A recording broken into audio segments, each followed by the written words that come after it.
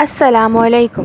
Welcome to the vocal ورس جنت کے پتے by نمرہ احمد. باب 6 پارٹ 4 آڈیو بک. عائشہ نے لیٹتے ہوئے بہارے پہ کمبل برابر کیا. پھر ایک نظر اسے دیکھا جو بہارے کے اس طرف لیٹی چھت کو تکے جا رہی تھی. وہ تینوں یوں سوتی کہ بہارے درمیان میں ہوتی. عائشہ. اس نے عائشہ کی نگاہوں کا ارتکاز محسوس کیا تھا یا شاید وہ اسے پکارنے کا ارادہ پہلے سے رکھتی تھی. کہو. عائشہ پہلو کے بل لیٹی نرمی سے بہارے کے گھنگھرالے بالوں کو سہلا رہی تھی. میری سیب سے موتی کیوں نہیں نکلتے؟ میں اتنا جھوٹ تو نہیں بولتی. وہ چھت کو تکتی کہنے لگی. تم بہارے کے فلسفے کو ذہن سے نکال دو. یہ تو رزق ہوتا ہے، کبھی نکل آتا ہے تو کبھی نہیں. چند لمحے کمرے کی تاریکی میں ڈوب گئے جس میں بز نائٹ بلب کی مدھم روشنی پھیلی تھی. بہارے کی بند آنکھوں سے سانس لینے کی آواز ہولے ہولے ابھرتی رہی تھی. عائشہ. اس نے اسی طرح چھت کو تکتے ہوئے پھر سے پکارا. کیا مجھے دنیا نے دھوکے میں ڈال رکھا ہے؟ تمہیں کیا لگتا ہے؟ پتہ نہیں. مجھے لگتا ہے جیسے میں بہت دور نکل آتی ہوں، اتنی دور کہ میں ان باتوں سے خود کو ریلیٹ نہیں کر پاتی جو تمہاری زندگی کا حصہ ہیں. حیا. دور ہمیشہ ہم جاتے ہیں، اللہ دور نہیں جاتا. وہ نگاہوں کا زاویہ موڑ کر عائشہ کو سوالیہ انداز میں دیکھنے لگی. اگر تمہیں لگتا ہے کہ دوریاں بہت بڑھ گئی ہیں تو انہیں ختم کرنے کی کوشش میں پہل بھی تمہیں کرنی ہوگی. کیسے؟ وہ بے اختیار بول اٹھی. تم کیا کرنا چاہتی ہو؟ میرا بازو مجھ سے روز یہ سوال کرتا ہے کہ میں کون ہوں. میں چاہتی ہوں کہ میرے پاس اس کے سوال کا کوئی اچھا جواب ہو. میں زندگی میں کچھ اچھا کرنا چاہتی ہوں. اس لیے تاکہ تمہاری سیب سے موتی نکل آئیں؟ نہیں. وہ ذرا خفت زدہ ہوئی. بلکہ اس لیے تاکہ مجھے اس آگ میں کبھی نہ جلنا پڑے جس سے مجھے اب بہت ڈر لگتا ہے. پھر اس فاصلے کو سمیٹنے کی کوشش کرو. کیسے؟ حیا. یہ جو ہمارا اللہ سے فاصلہ آ جاتا ہے نا، یہ سیدھی سڑک کی طرح نہیں ہوتا، یہ پہاڑ کی طرح ہوتا ہے. اس کو بھاگ کر طے کرنے کی کوشش کرو گی تو جلدی تھک جاؤ گی. جست لگاؤ گی تو درمیان میں گر جاؤ گی. اڑنے کی کوشش کرو گی تو ہوا ساتھ نہیں دے گی. عائشہ سانس لینے کو لگتا بھر کے لیے رکی. یہ فاصلہ بیبی سٹیپ سے عبور کیا جاتا ہے. چھوٹے چھوٹے قدم اٹھا کر چوٹی پہ پہنچا جاتا ہے. کبھی بھی درمیان میں پلٹ کر نیچے اترنا چاہو گی تو پرانی زندگی کی کشش ثقل کھینچ لے گی اور قدم اترتے چلے جائیں گے اور اوپر چڑھنا اتنا ہی دشوار ہوگا مگر ہر اوپر چڑھتے قدم پہ بلندی ملے گی. سو بھاگنا مت، جست لگانے کی کوشش بھی نہ کرنا. بس چھوٹے چھوٹے اچھے کام کرنا اور چھوٹے چھوٹے گناہ چھوڑ دینا. عائشہ گل کا چہرہ مدھم سبز روشنی میں دمک رہا تھا. وہ اتنا نرم بولتی کہ لگتا جیسے گلاب کی پنکھڑیاں اوپر سے گر رہی ہوں، جیسے شہد کی ندی بہہ رہی ہو، جیسے شام کی بارش کے ملائم قطرے ٹپک رہے ہوں. تو میں کیا کروں؟ تم اپنی کوئی بہت محبوب شے اللہ تعالیٰ کے لیے قربان کر دو. اس کی بات پر حیا نے لمحے بھر کے لیے سوچا. اس کے پاس ایسی کون سی شے تھی؟ سبانجی کے ڈوم میں میرے پاس ایک ڈائمنڈ رنگ پڑی ہے، وہ بہت قیمتی ہے. قیمتی چیز نہیں، محبوب چیز قربان کرو. ضروری نہیں ہے کہ تمہاری محبوب چیز قیمتی بھی ہو. وہ مسکرا کر بولی. اور میں بتاؤں کہ تمہاری محبوب ترین شے کیا ہے؟ کیا؟ تمہاری انا. تم اسے قربان کر دو. مگر کس کے لیے؟ وہ ذرا حیرت سے بولی. اپنے چچا کی کسی بیٹی کے لیے. تمہارے کوئی چچا اور ان کی بیٹیاں ہیں؟ حیا نے دھیرے سے اس بات میں سر ہلایا. تم ان کے لیے وہ کرو جو تم کبھی نہیں کرتی.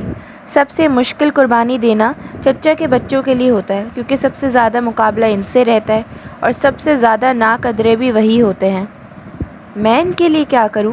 میں ان سے کبھی زیادتی نہیں کرتی، بس میں ان کے طنز کے جواب میں زبان پہ آئے طنز کو روک نہیں پاتی. حیا. یہ جو چھوٹے چھوٹے طنز اور طعنے ہوتے ہیں نا، ان سے بچا کرو. مکہ میں چند بڑے بڑے سردار تھے جو یوں ہی چھوٹے چھوٹے طنز کر جاتے تھے. پھر کیا ہوا؟ وہ بدر سے پہلے چھوٹی چھوٹی تکلیفوں سے مر گئے. کوئی خراش سے مرا تو کوئی چھوٹے سے پھوڑے سے. تم اپنی کزن کے لیے اپنی انا کی ضرب کو بھول جاؤ. میں کوشش کروں گی. ویسے عائشہ. وہ ذرا مسکرائی. تم بہت پیاری ہو. جواباً عائشہ دھیرے سے ہنس دی. تم بھی بہت پیاری ہو حیا. اور میں بھی بہت پیاری ہوں. بہارے نے بند آنکھوں سے کہا تو وہ دونوں چونک کر اسے دیکھنے لگیں. گندی بچی، تم جاگ رہی تھی؟ چلو سو جاؤ، صبح کام پہ بھی جانا ہے۔ عائشہ نے بہارے کو مصنوعی خفگی سے ڈانٹتے ہاتھ بڑھا کر ٹیبل لیمپ آف کیا۔ سبز روشنی غائب ہو گئی، کمرہ تاریکی میں ڈوب گیا۔ صبح سویرے کچن سے باتوں کی آوازیں آ رہی تھیں۔ وہ کھلے بال انگلیوں سے سمیٹ کر جوڑے میں لپیٹتی چوکھٹ تک آئی۔ عائشہ کرسی پہ بیٹھی تھی اور اپنے آگے کھڑی بہارے کے بال بنا رہی تھی۔ آج گھر کے کام تھے، سو جنگل نہیں جانا تھا، تو بہارے باہر جدیسی گلی میں بچوں کے ساتھ کھیلنے جا رہی تھی۔ اب بہارے گل اکیلی جائے گی تو اچھی لڑکی بن کر جائے گی، ٹھیک ہے نا؟ عائشہ نرمی سے تائید چاہتی اس کی چوٹی گوند رہی تھی۔ ٹھیک، بہارے نے اس بات میں سر ہلا دیا۔ اور اچھی لڑکیاں جب بازار سے گزرتی ہیں تو نظریں جھکا کر گزرتی ہیں۔ ایسے اگر ٹھوکر لگ جائے تو؟ عائشہ نے دھیرے سے مسکراتے ہوئے چوٹی کے آخری بل ایک دوسرے میں گوندے۔ جو لڑکی اللہ کی بات مانتی ہے اسے اللہ ٹھوکر لگنے نہیں دیتا، اور جو نہیں مانتی اسے لگنے دیتا ہے۔ اس نے پونی باندھ کر نچلے بالوں کی برش کیا، پھر شانوں سے تھام کر بہارے کا رخ اپنی جانب کیا۔ اور اچھی لڑکیاں جب باہر نکلتی ہیں تو کیسے چلتی ہیں؟ بہارے کی پیشانی کے بال نرمی سے سنوارتے اس نے روز کا دہرایا جانے والا سبق پھر سے پوچھا۔ وہ ان دو لڑکیوں کی طرح چلتی ہیں جو کنویں پہ موسیٰ علیہ السلام کے پاس آئی تھیں۔ اور وہ لڑکیاں کیسے چل رہی تھیں؟ اس نے بہارے کی بھوری گھنگریالی لٹ کان کے پیچھے اڑسی۔ حیا کے ساتھ۔ اور عمر بن خطاب رضی اللہ عنہ نے کیا کہا تھا؟ حیا والی لڑکیاں کیسی ہوتی ہیں؟ وہ ہر جگہ نہیں چلی جاتی، ہر بات نہیں کر لیتی، ہر کسی سے نہیں مل لیتی۔ بہارے نے انگلیوں پہ 3 نکات جلدی جلدی دہرائے، جیسے اسے بھاگنے کی جلدی ہو۔ اور یاد رکھنا کہ جب تم میں حیا نہ رہے تو پھر جو جی چاہے کرو۔ بظاہر نرمی سے کہتے عائشہ کی آنکھوں میں وہ تنبیہ ابھری جو بہارے کو سیدھا رکھتی تھی۔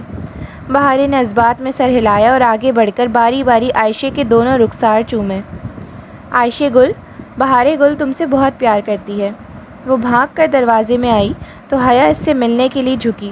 اس نے اسی طرح حیا کے دونوں گال چومے۔ حیا سلیمان، بہارے گل تم سے بہت پیار کرتی ہے، کہہ کر وہ باہر بھاگ گئی۔ تم بہت محنت کرتی ہو اس کی ذہن سازی کے لیے۔ وہ آگے چلی آئی۔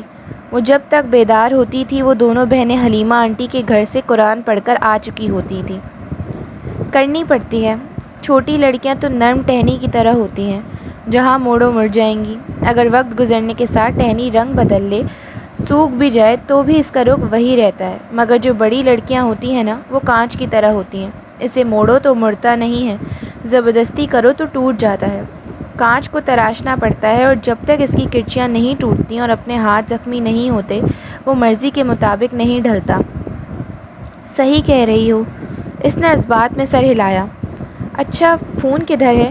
میرا کریڈٹ ختم ہے، پاکستان فون کرنا تھا۔ اوہ سوری، یہ پڑا ہے۔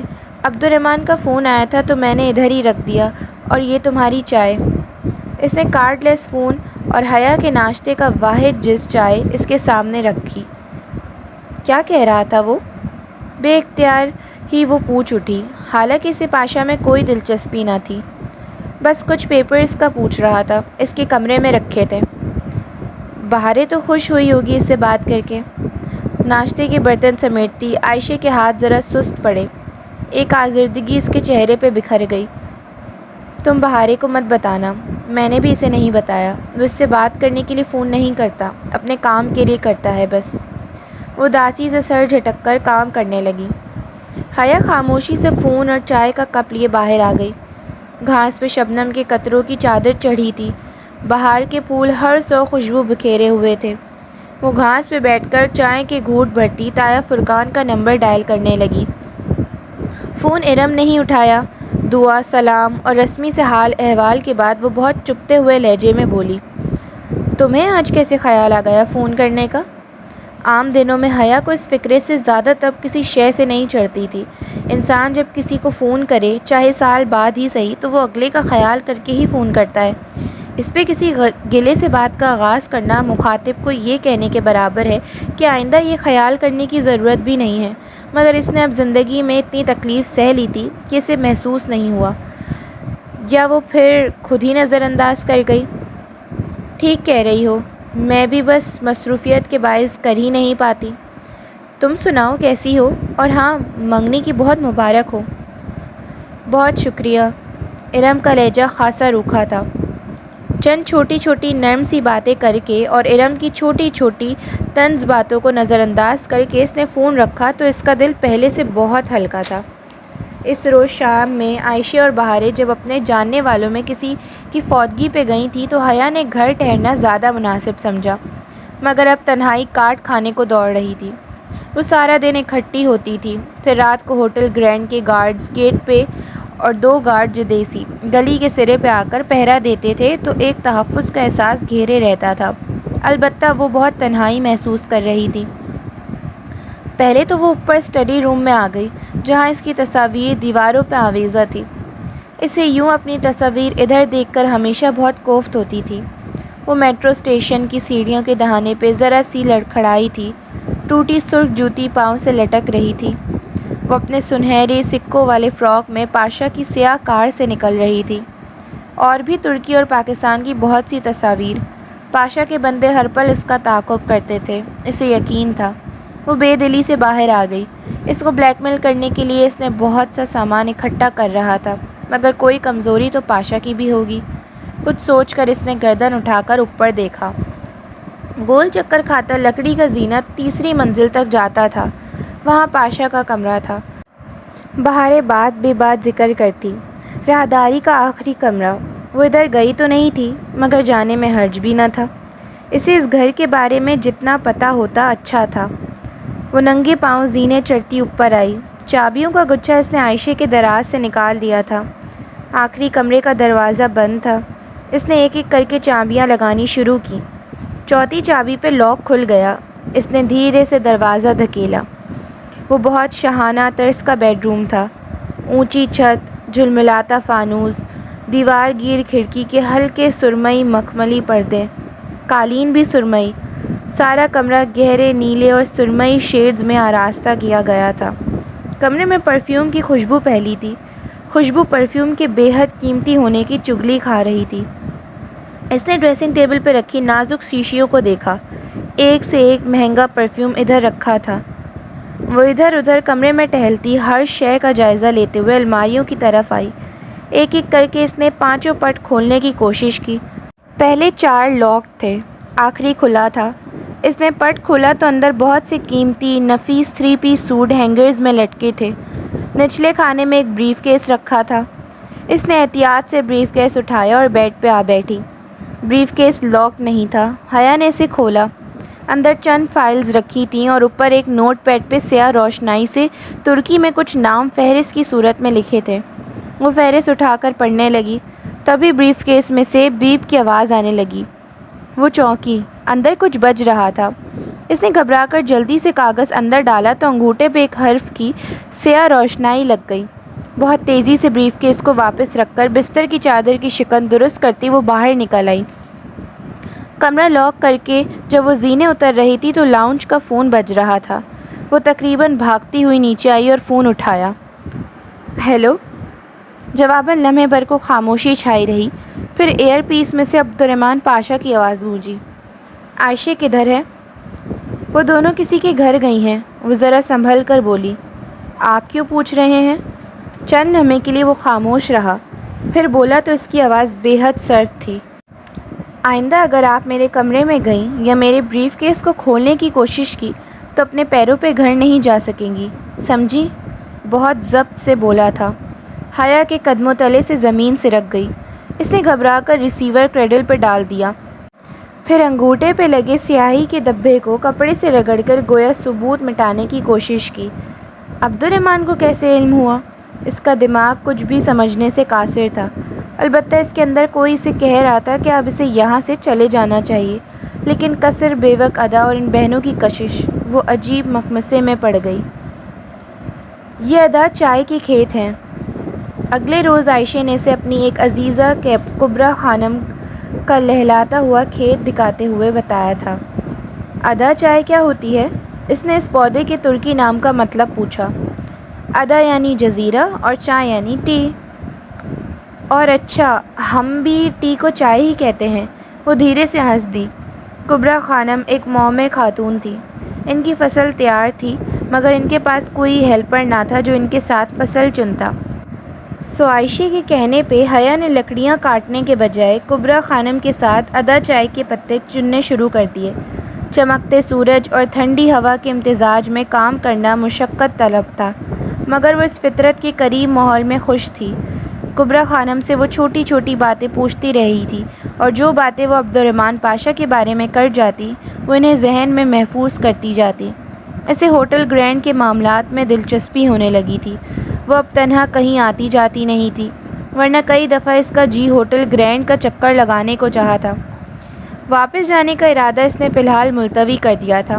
اس کی چھٹی حس کہتی تھی کہ بیوہ ادا میں کچھ ہے، کچھ ایسا جو اسے اگر معلوم ہو گیا تو اس کے پاس ایک قیمتی ہتھیار آ جائے گا جو مستقبل میں اس کے کام آ سکتا ہے۔